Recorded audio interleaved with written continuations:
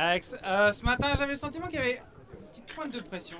Vous aviez ce plan en tête, ce scénario en tête ce matin? Ouais, c'était dans les plans, dans ma tête depuis quelques jours maintenant. J'étais pas très serein parce que j'étais un petit peu malade hier matin. Je pense une petite intoxication alimentaire, rien de grave, mais quand ça arrive la veille de la course, j'ai eu un petit peu peur. Hier, je suis allé rouler et ça allait pas du tout. Donc j'espérais au mieux, mais je me sentais super bien quand même aujourd'hui et j'ai pu exécuter mon plan à la perfection. Ah, justement, racontez-nous un peu comment ça s'est déroulé. On a vu beaucoup de vos coéquipiers attaquer aussi au début d'étape.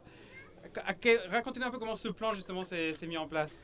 Bah, on savait que c'était une étape particulière pour un premier jour sur le Dauphiné avec demain qui est très long. Beaucoup d'équipes vont pas vouloir forcément plier toute l'équipe pour garder le maillot. Donc j'ai peut-être pas fait un cadeau à mes équipiers pour demain, mais on a su en profiter et aller de l'avant et ça a marché. Vous avez l'expérience du maillot de leader, vous l'avez eu sur le Tour de Romandie notamment l'an passé.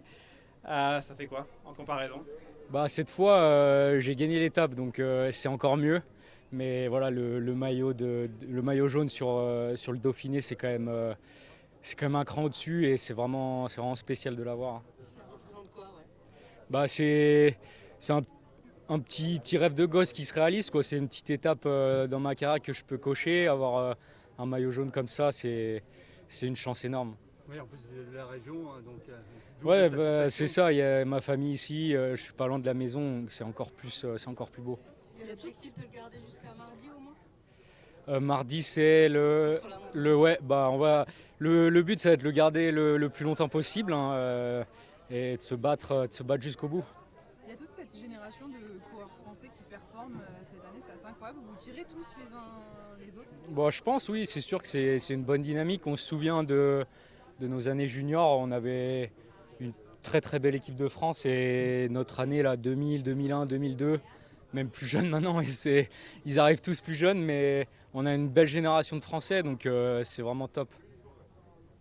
Alex, tu me disais, donc toi tu es né en 2001, cette étape elle rendait aussi hommage à Thierry Claverola en partant de Visite. Oui. Est-ce que ça t'évoque cette figure? Est-ce que malgré le fait que tu ne l'aies pas vu courir à la télé, c'est quelque chose qui te parle? Ouais, c'est sûr que son nom parle, hein.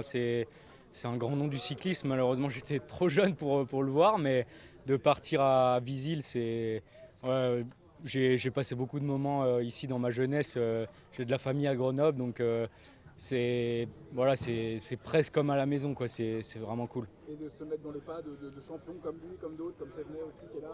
Ouais, c'est ça, d'avoir Bernard Thévenet qui me donne le maillot jaune, c'est une chance, c'est spécial. Ouais. Merci beaucoup.